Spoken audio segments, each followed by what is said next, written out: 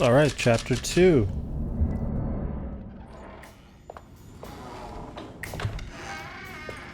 Detective Carnby! God, I'm glad to see you. I was afraid you had left. Me? You're the one who just disappeared. It's hard to explain. I think I blacked out. It was like I went somewhere else. It's okay, miss. You're clearly upset. No, I don't know what's happening. This is a very stressful situation for you, I understand. Ugh, no, you don't understand. Just take a deep breath. Why don't you sit down, smoke some of the Perique? If you want, I could even drive you back to New Orleans. I just want to have a talk with Dr. Gray first. I want to stay. I found a talisman just like the one in the painting.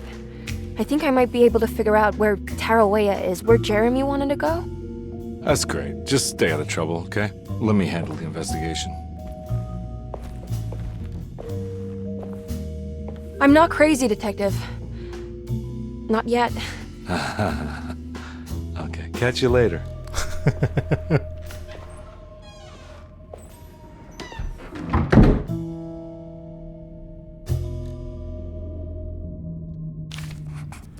Find the Astronomical Clock mentioned If a in the talisman like commonplace. this can open up doors between the French Quarter and Derceto, then maybe Jeremy is hiding in some strange other world, like Tarawea, the place he mentioned in the book.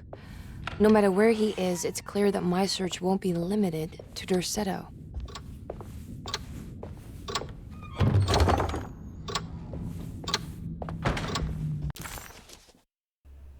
Obsolete items have been archived. Okay. Despite making a fool of herself in front of Dr. Gray and Detective Carnby, Emily felt surprisingly invigorated. She felt absolutely sure that it was her manipulation of the talisman that had brought her back to Derceto. Jeremy mentioned 2 items in his commonplace book that somehow connected him to 2 more dreams, or whatever they should be called. If Jeremy had 2 more worlds open to him, then maybe he would hide there if he was scared. Or maybe he found a way to Tarawea, the place Jeremy so desperately wanted to visit. Excited to follow up on her clues, Emily set out to find the old clock and the boiler.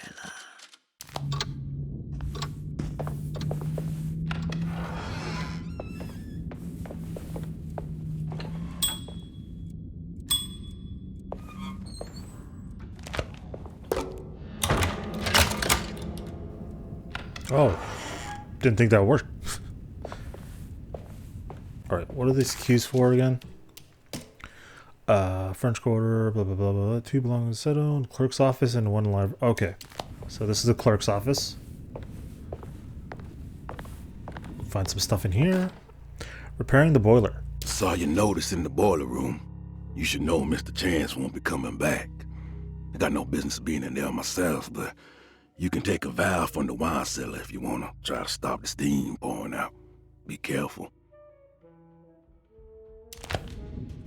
Alright, valve in the wine cellar. There's another note.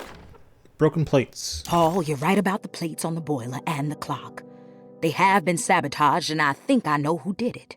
They have something to do with Jeremy's episodes and how he seems to disappear at night. Right now, it's important that you keep an eye out for any of the pieces. I want to find out if I can repair the plates. Let me know if you find any of them. Lottie.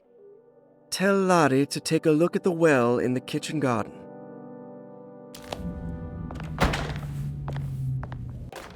Dr. Elmore Lee Gray is Derceto's chief doctor. Accounting and all administrative work is handled by me, Paul Waits. Magdalene Thompson, or Mags, is responsible for the household.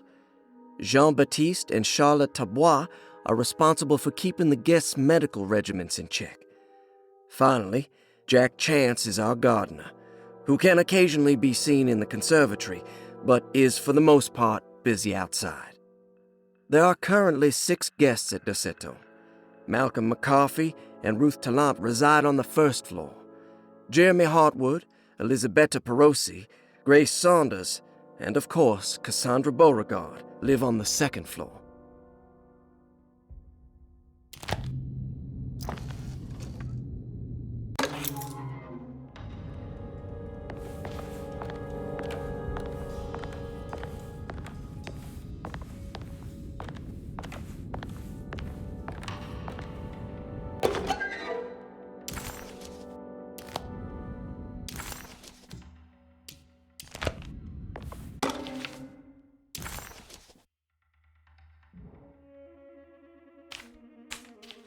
Cassandra Beauregard, the beloved author. Very exciting, isn't it? What do you want to put down for reason for admission? What her agent told us. Cassandra suffers from writer's block and needs to finish her moving picture script before the end of June. Mr. Chardot suggests Cassandra's heavy use of barbiturates is holding her back and risks ruining her career. And how should we summarize her personal history? Let's keep it short. Cassandra Beauregard is a beloved crime author who managed to pull herself out of poverty and into stardom. 5 years ago, she tried killing herself by jumping off a balcony. The incident left her a cripple and now relies heavily on her wheelchair. And for diagnostic impressions? Cassandra suffers chronic back pain following her suicide attempt. She self-administers morphine to keep herself ambulant, but has become addicted and the desired effect is now lost. The drug abuse clouds her mind, and she is unable to focus on real life. To save herself from this insight, she instead makes up stories to fill out the gaps in her own thought process, resembling the Korsakoff syndrome. Oh, bravo, Doctor. How will you treat her? First of all, she needs to be weaned from her drug addiction, and hopefully it will resolve her compulsive lying. Then look into permanently numbing her pain in her back through surgery. Finally, deal with her suicidal thoughts. Fantastic. With such a short time before June, I really hope she gets better soon. We will do what we can. Grace Saunders, 11 years old. Reason for admission? The mother insists on strict supervision by a proper gentleman to avoid further perversion of Grace's adolescence. Personal history? Grace's family possesses modest wealth and status. Her childhood seems ordinary, spending most of her time with private teachers and family friends. Grace's father recently passed away, leaving her mother the sole caregiver. And diagnostic impressions? Grace has trouble dealing with her father's death. She is willingly suppressing her feelings on the matter and isn't properly acknowledging the trauma she suffered. Any planned treatment?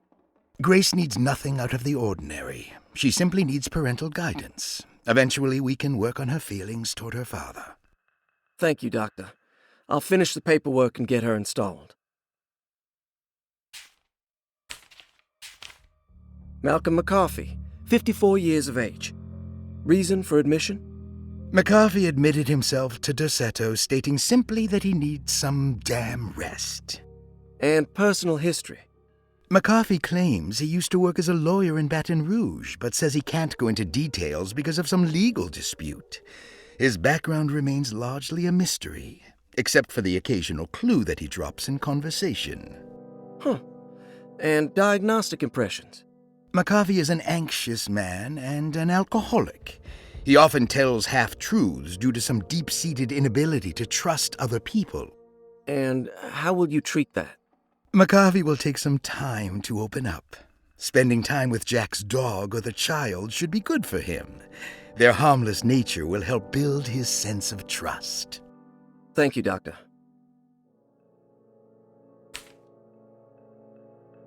Elisabetta Perosi, 33 years old? What should I put down as reason for admission? Well, Perosi broke into Dorsetto and was found wandering the grand parlor. She was confused and suffered partial amnesia. She insisted she belonged here and offered to pay for her stay. Right. What do you make of her story? Perosi claims to have been a member of the Astarte artist colony some 20 years ago, a claim that seems contrafactual due to her young age. She looks to be and even thinks she is 33 years of age. That would make her a child at the time. It seems fair to say that Perosi's story is untrue, deliberately so or not. Diagnostic impressions? Do you have anything? Perosi's story is peculiar because she retracted her story about the artist colony. She no longer claims to be the same person as Elisabetta Perosi. However, my staff's research has confirmed there was a Perosi at that time who was in her early 30s. I suppose this case will take some time to investigate. How will you go about it? I wanted to contact the real Perosi, but it seems the whole colony disappeared one night. September 29th, 1915, during a hurricane. I will have to take it slow and figure out what this spell of impersonation could have been. Oh, I'm sure it will all clear up eventually. Thank you, Doctor. So she's room number 6, which we got a key for. Ruth Talon, 29 years of age. Reason for admission? Ruth's father wishes that his daughter be removed from New Orleans nightlife for the foreseeable future.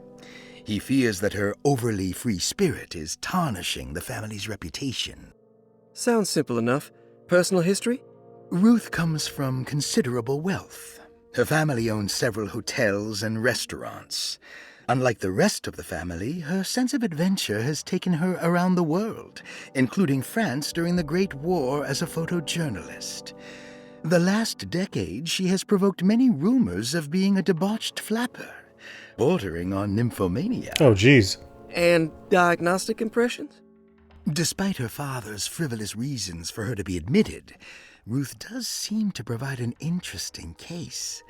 She is refreshingly open and doesn't shy away from talking about her life during the war or her continuous celebration after returning to the States. She is admittedly a sexual deviant and feels no remorse. And her treatment plan? Simply staying at Derceto should do wonders for Ruth. If not, at least for her family's reputation. Ruth doesn't need to change, but with therapy I might be able to share with her some sympathy towards her family. I doubt she will settle down and become as dull as the rest of them, but at least she might try to be more discreet in the future. Alright, so nothing on Jeremy. Okay. Interesting. It's all the patient files except for Jeremy's. Looks sturdy. Doubt I'll be opening this. Okay, yeah, I'm not getting anything from that. Is there anything on the notes? Any clues? View?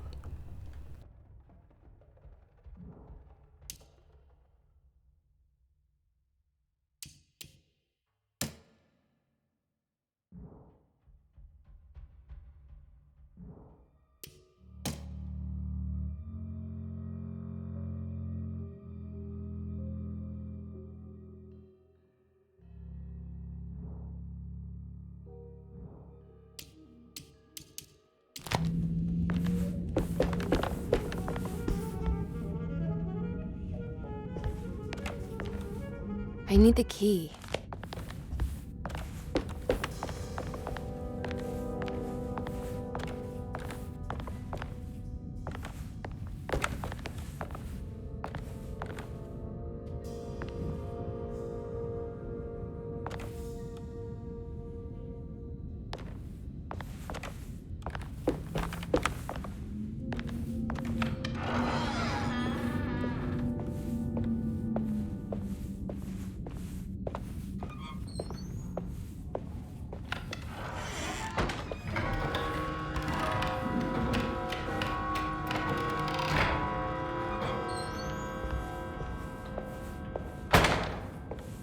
I can't leave.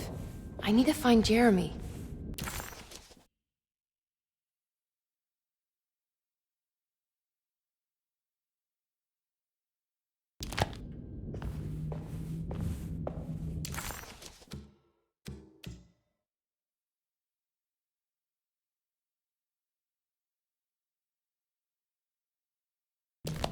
Okay, so I've got a few things to look out for here. There's this clock. And these weird statues.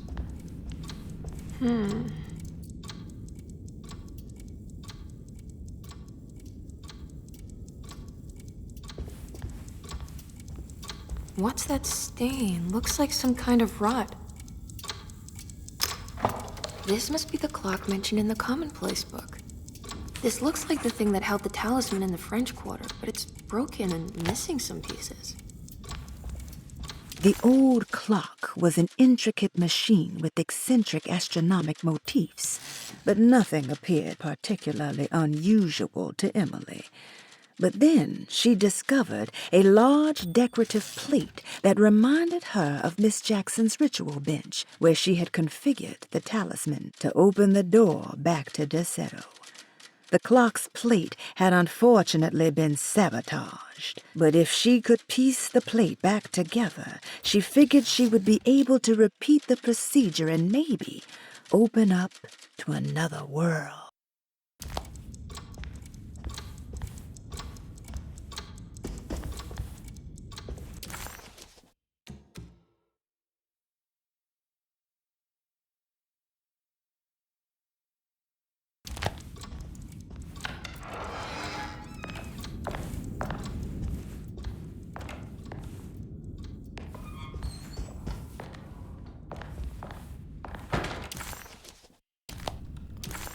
Okay, it's Jeremy's room up ahead, then Baptiste's room is next, then Perosi's room, which we have a key for.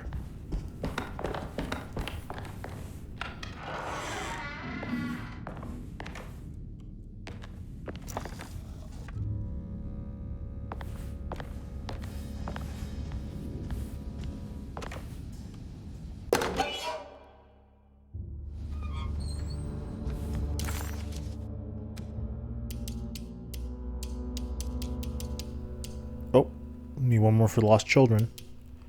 And one more for Crescent City. Okay. Man's a boxer. Wonder why he freaking chokeslammed us. Jeez.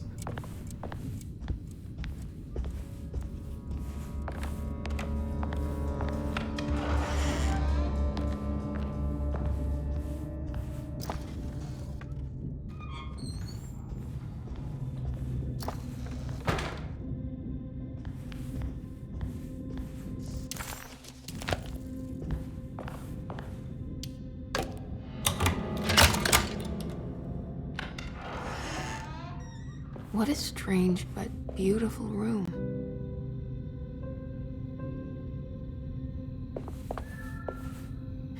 Are these zodiac signs?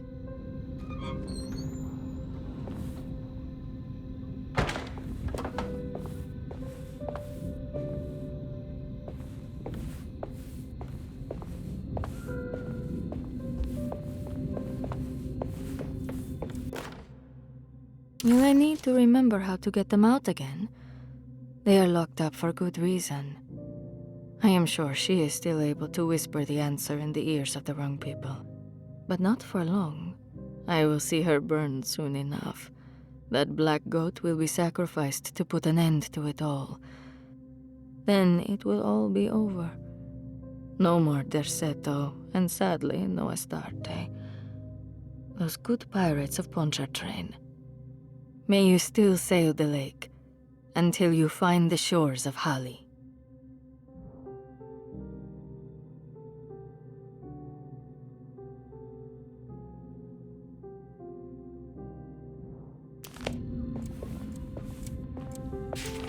The Astarte artist colony. I'm pretty sure they had a Mardi Gras crew called the Pirates of Pontchartrain when I was a child. Elisabetta Perosi? So she's the one that says she's 33.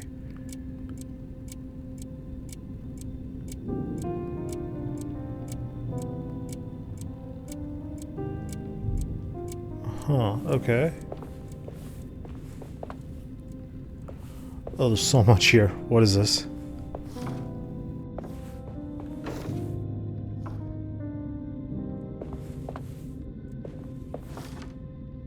There's some aggressive-looking rot on these paintings.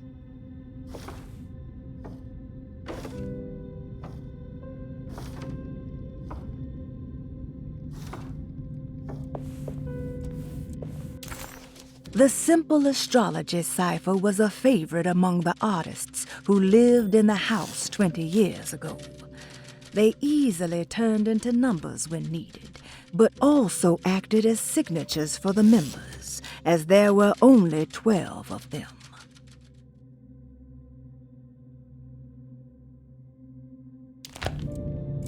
Okay, so there's a lot to go through in this room.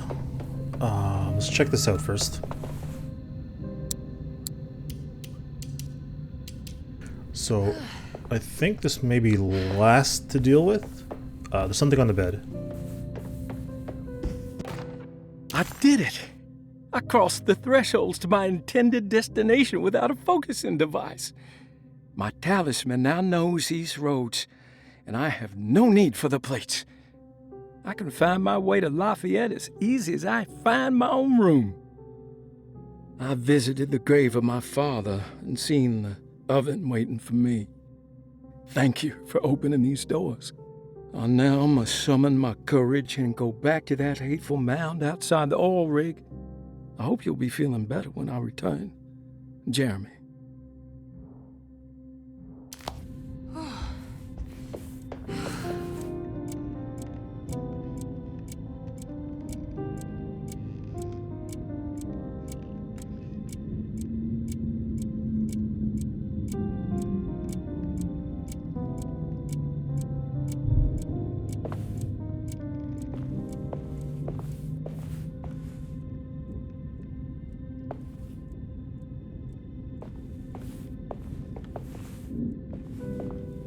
Okay, so there's these. That goes up to... The highest number is 9. There's this.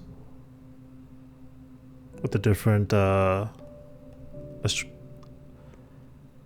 the different signs on them. How would I do this?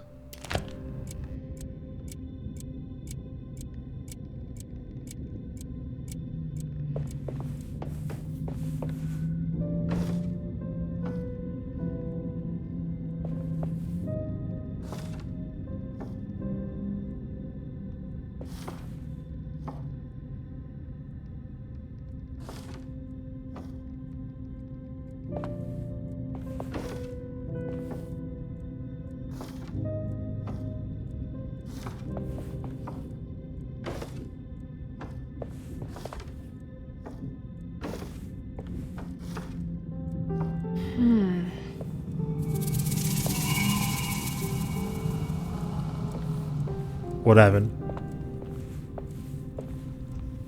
I missed something?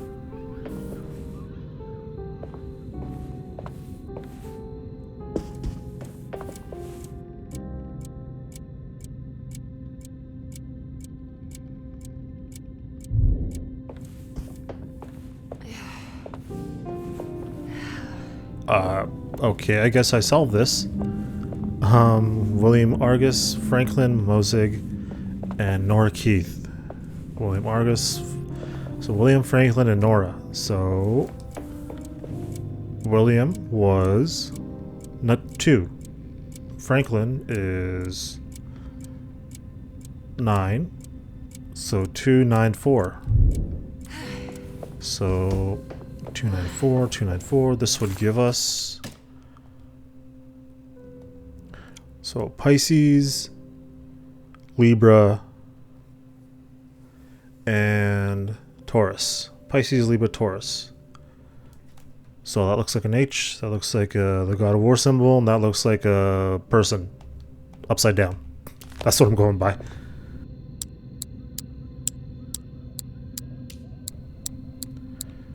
God of War symbol. And then the person upside down. There we go. Ah, here we go. Broken plate. A piece of a large decorated plate. It has dark and burnt quality. Alright, that's one piece.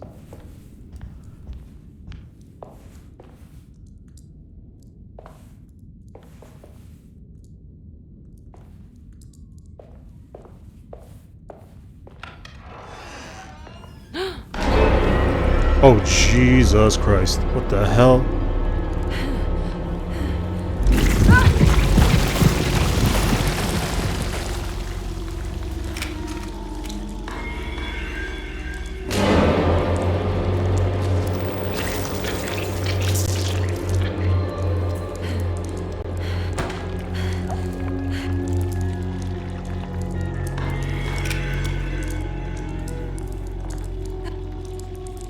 I don't want to step on it. Whoa. Okay. Gonna crouch here. Be very careful. We're okay. Ow. Let's get out of here.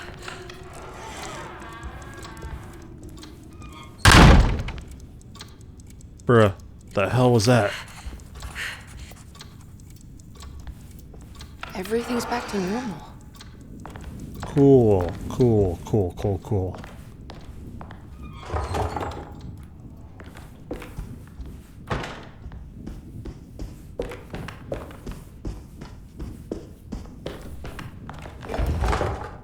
Alright, just wanted to check. Let's go.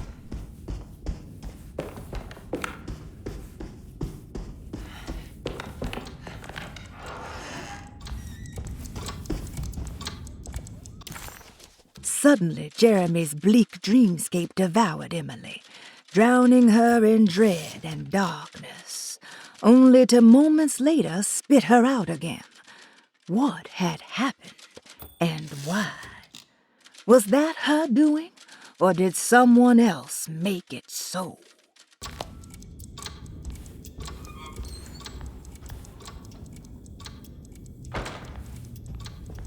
I need the key. Okay, so we have to go back down to the other side of the mansion, whatever this is. Can we go here? We can. It goes to the plaza, to the servant stairs. Okay.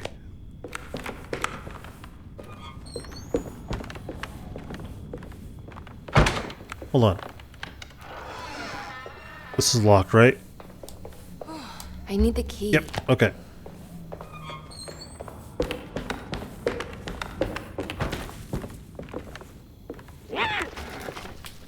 The hell was that?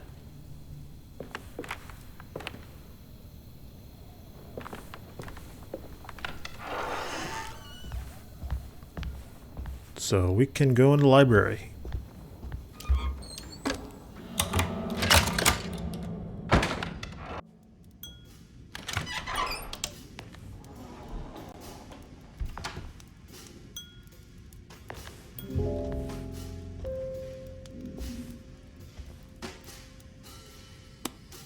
Hello.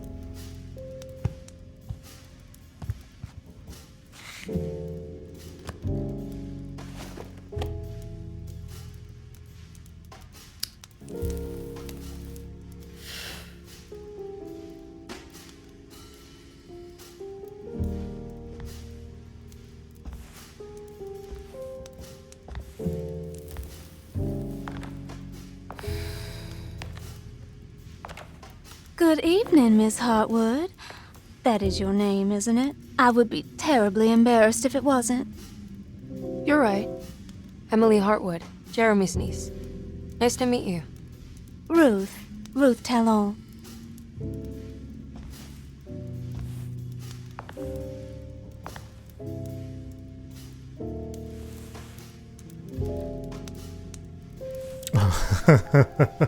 Her files don't lie. Is that Perique you're smoking?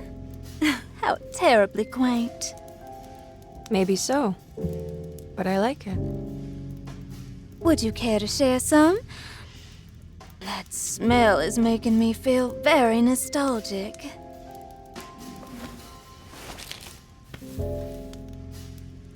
Don't mind the blood.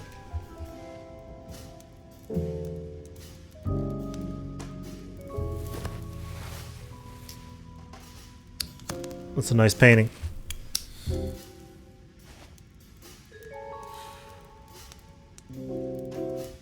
Is it all that you hope for? I enjoy your light mockery, Miss Hartwood. I can tell we would make great friends. How flattering. Too bad you're locked up in this place. Your insincerity is really refreshing. I wish you were mad as I am. Then you could stay. Give it a few years and I might just be. Lunacy is one of my family's few privileges. Oh, good. I'll be looking forward to it.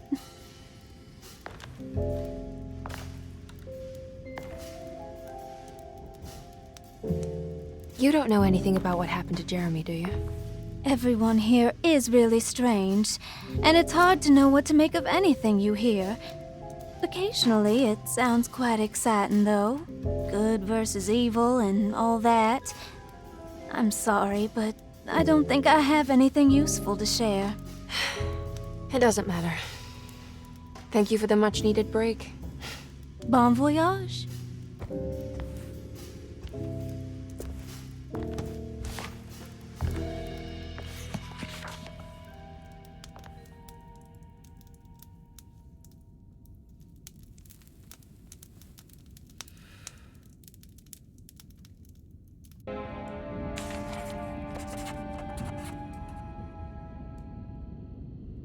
Emily felt surprised by how much she enjoyed the company of Ruth. There was something familiar and friendly about her, like they were old friends that simply forgot about each other.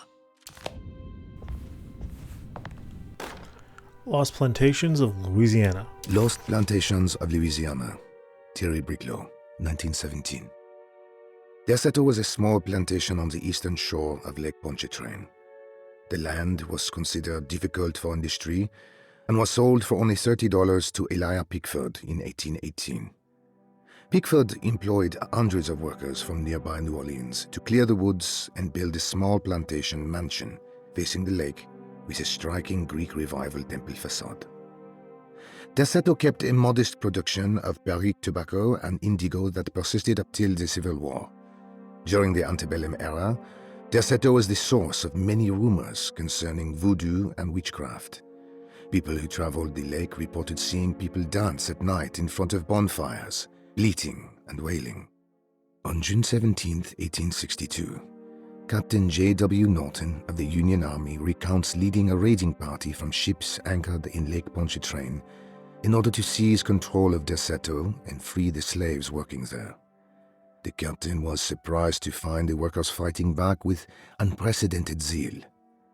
Norton's account describes these men and women as enraged with fanaticism. Pickford reportedly tried to placate the raiders, but was shot in the confusion. Captain Norton left the mansion burning and retreated to his ships with his men. Derceto was left in ruins for several decades. The ownership of the land was long disputed and returned to the Ledoux family in 1901.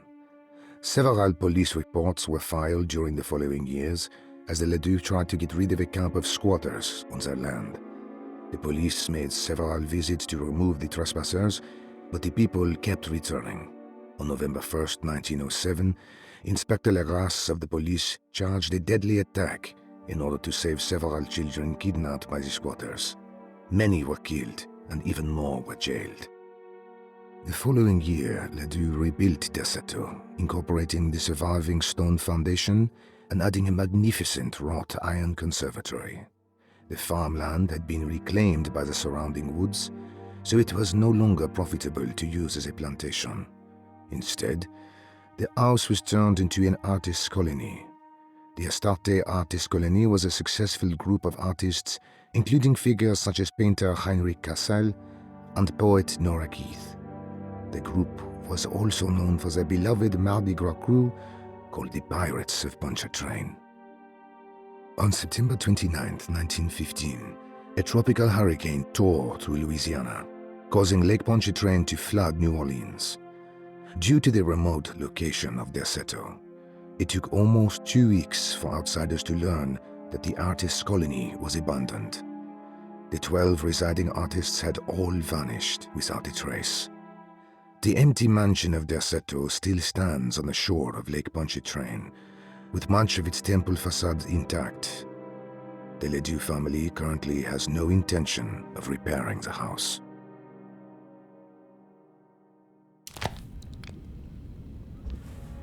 A little bit of a history of the place. You got anything extra to say? Are you reading anything good? A Brightness from Afar by Lord Boleskine. It's actually not bad.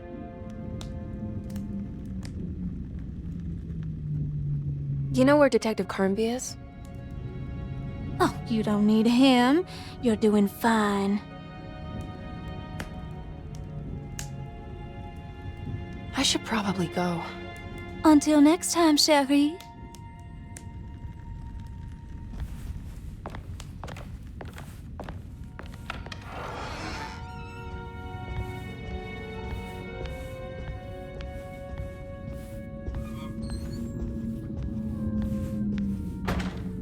It's wet shut.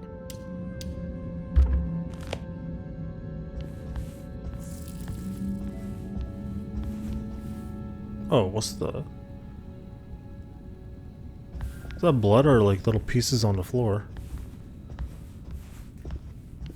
Oh, hello. Yes, Gotta find something to break that, I guess. I'll be back, shotgun.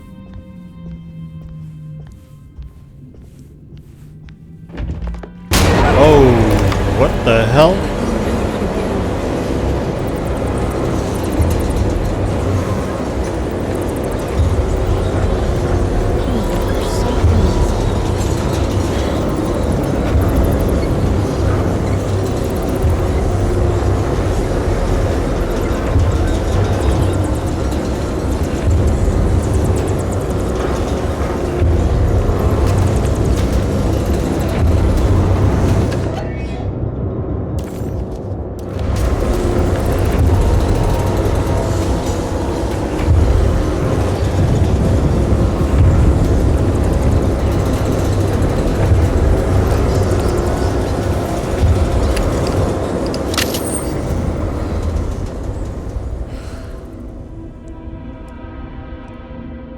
I don't understand what's happening.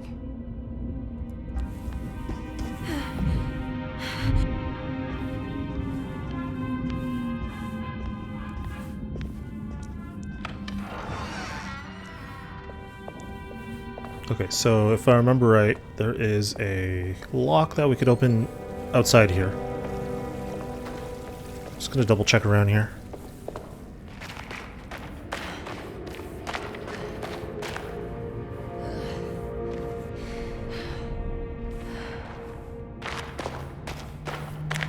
Okay, let's go there, and I think there's one in the basement too. Oh, the gardener.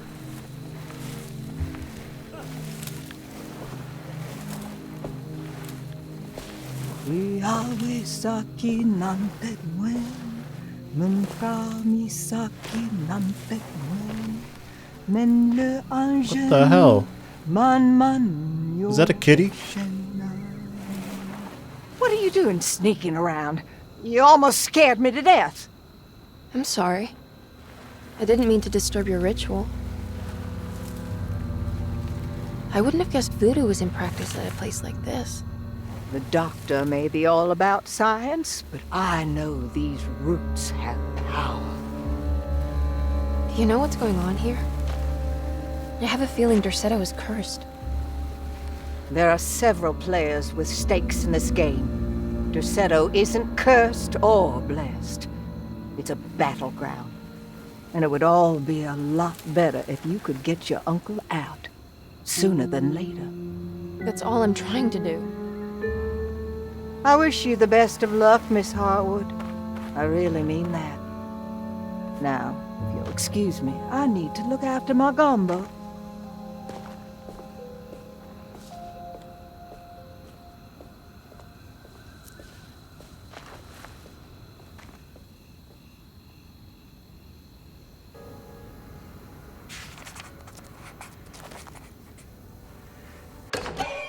Oh man, it was a cat. Okay. The housekeeper buried something in the flower patch beneath one of Dr. Gray's windows. She was singing in some Creole language, performing a peculiar bourgeois voodoo ritual. Certainly not an unfamiliar sight in the French Quarter, but voodoo had never felt this bitter to Emily. So was she like trying to cast some voodoo on the doctor? Alright, so over here should be this. Oh. Cool. Shortcut.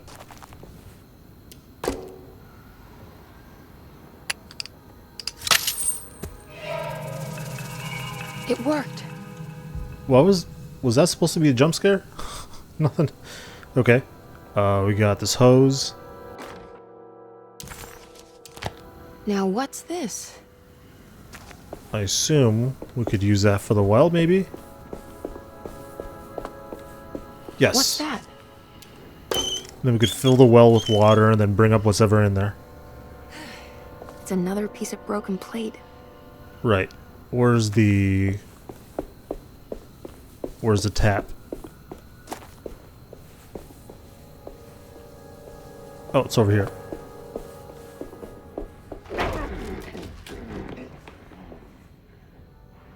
The hell was that?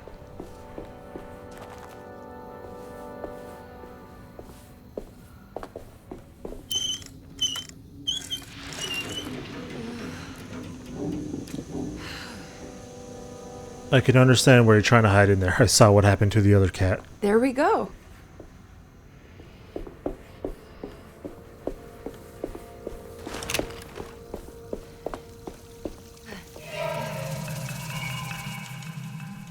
And that's another piece.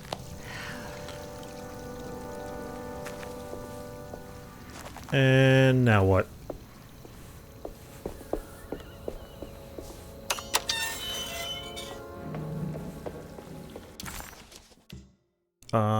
Boiler. Right. What's downstairs here? Oh, can't even go there.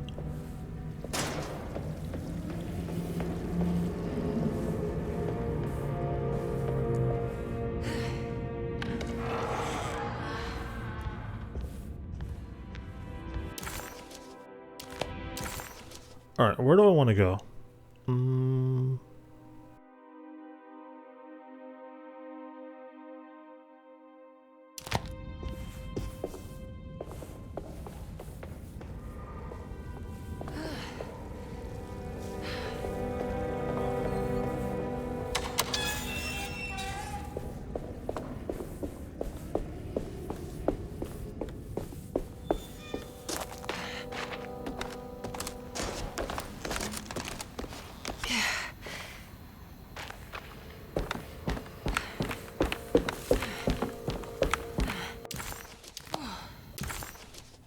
Other way.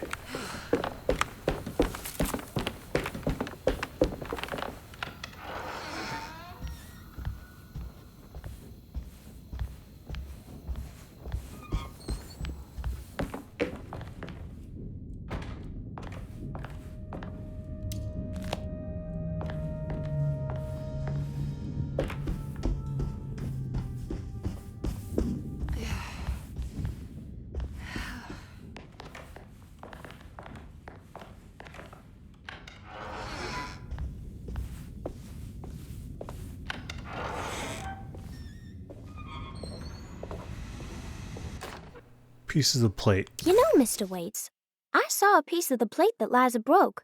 I think she's been hiding them. She's not very good at it. She just chucked it into the little room with all the tools behind the boiler. I left it there. I didn't want to embarrass her by picking it up while she was looking. We went upstairs instead and played backgammon. I let her win, because she's so unhappy. The piece looked like the one on display in Cassandra's room. You know about that one already, right? Or is your eyesight really that fuzzy? I hope you don't feel bad about your glasses. You only look stupid when you squint. Maybe if you had more eyes, you would see these things. I wish you had all the eyes you needed. Your best and favorite guest, Grace. Grace is kind of a savage, goddamn. It's another one of those plates for the talisman. It's also broken and missing some pieces.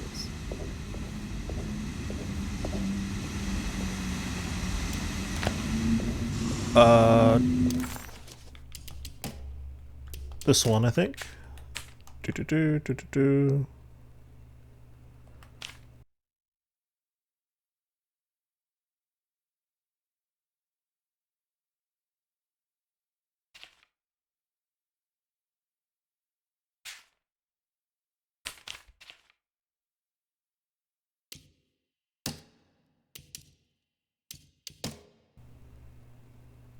Valve from the wine cellar.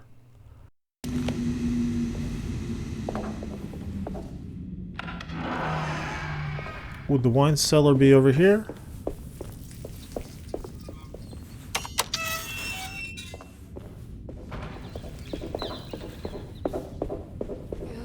I need the key. Yeah, I don't know where. Can I add these pieces to the thing? Yes. I think I've seen this somewhere. Yeah. Should be this one. No. Every night that...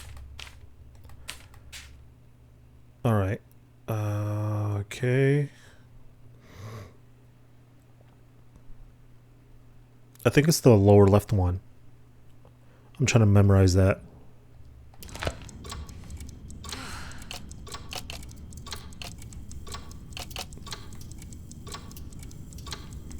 Oh, I can only move the edges. I can't move the middle. Okay.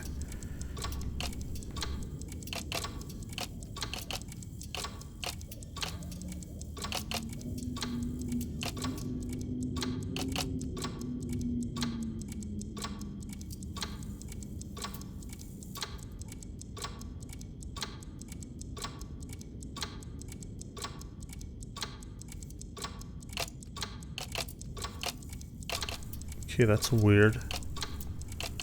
There was something in the commonplace book about this.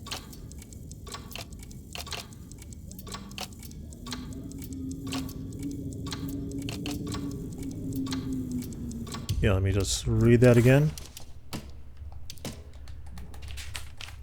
So it's like a sideways A on the lower left, and then it spreads into the right.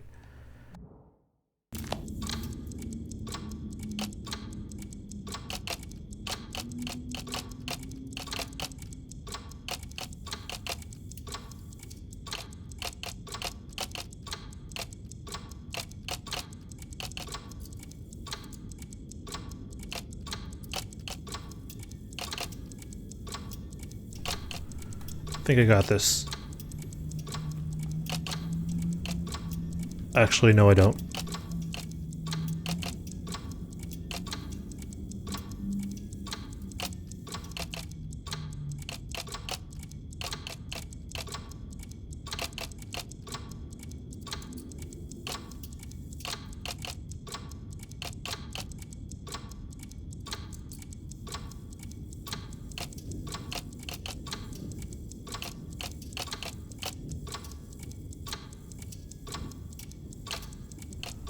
Oh, because this lower side is bloody.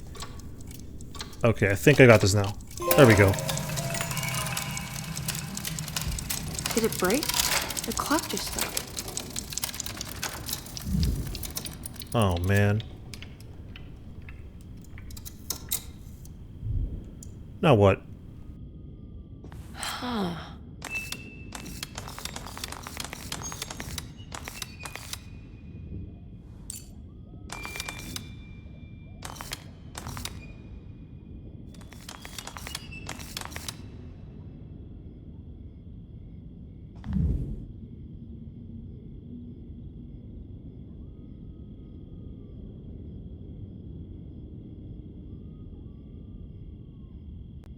So I think the talisman is going from this 6, 4, 3. Oh, let's try that.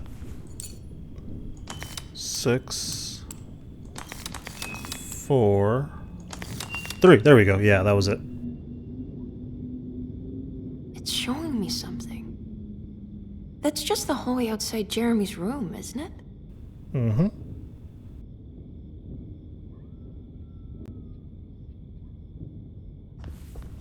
Yeah, this door.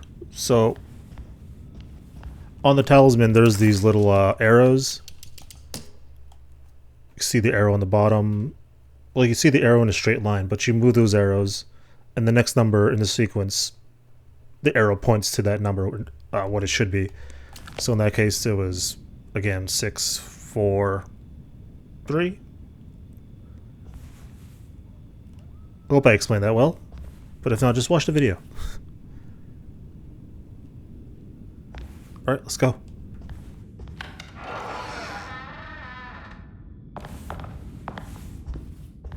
So what's the idea here?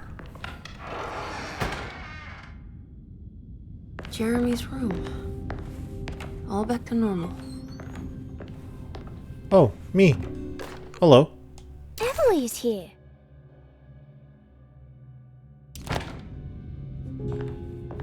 Guess the kid drew that.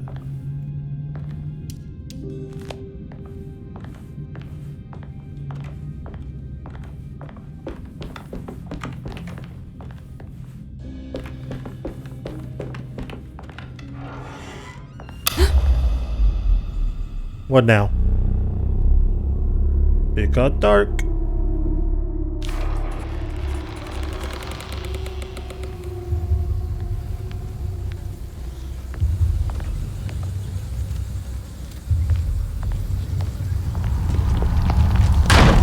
I did it. I opened up another dream.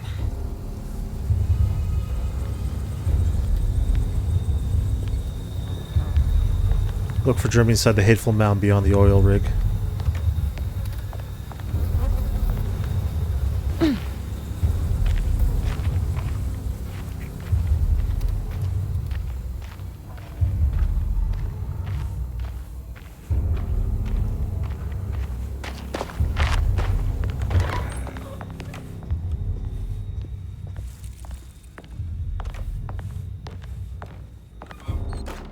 Oil rig report. May 1923. Monday. All okay. Ready for delivery. Maintenance. Oil pump must be serviced. Any tampering causes large spills unless properly forestalled. Tuesday. Shipment delayed but delivered. Maintenance. Service bridge close to broken. Wednesday. Prospectors reluctantly agreed to show the burial mound to Mr. Hotwood, a painter, who read about our finds in the papers. He means to return tomorrow and try to find a way inside. Thursday. Mr. Hotwood's efforts delayed. The workers seemed nervous about his presence. Hotwood promised not to return to the compound. Instead, he has taken up an offer by L'Officier, the riverboat captain, who means to pilot him to the site tomorrow morning. Hopefully that's the end. Work can resume. Maintenance. Bridge from the oil tower to the bayou has collapsed. Sabotage suspected. This is the devil that guides us now.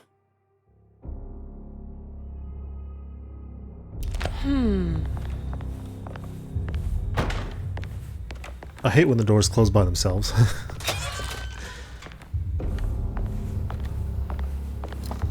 Please give me bullets. Thank you. More bullets. Hooray. What is this? Okay. No map of this place. Need a key. I need the key. Okay, let's go.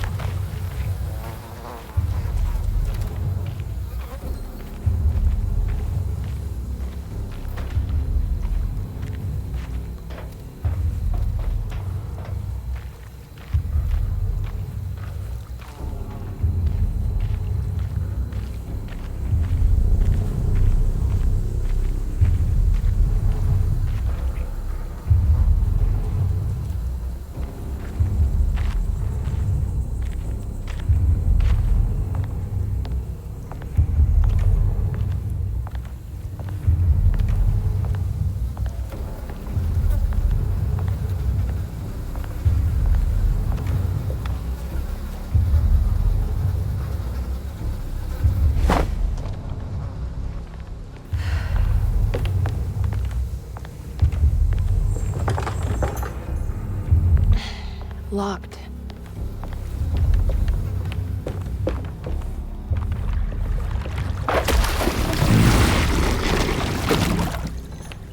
That's a big gator.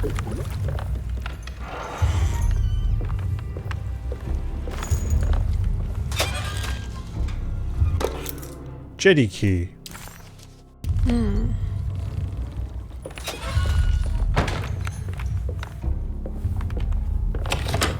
Ah, I knew it. Open from the other side. Okay.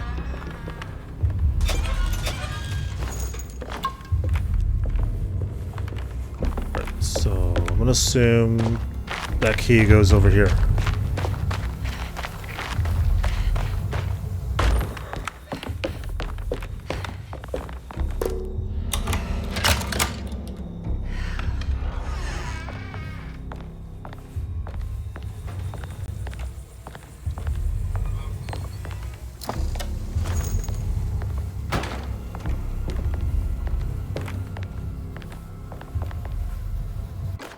Bridge lever, okay.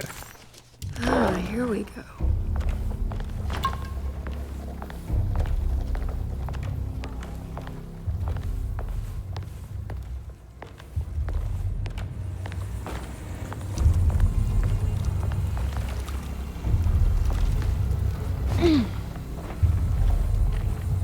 Oh, jeez. Ah! What the hell?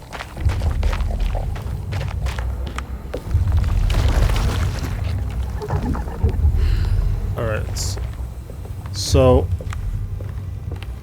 I'm gonna go on the conserve ammo part. Can you walk up here? Alright, I'm gonna do this quick. Go, go, go. It worked. Oh boy. Okay, we got it. Alright, so not every battle needs to be fought. As with survival horror, how it goes. Especially when you're on hard mode.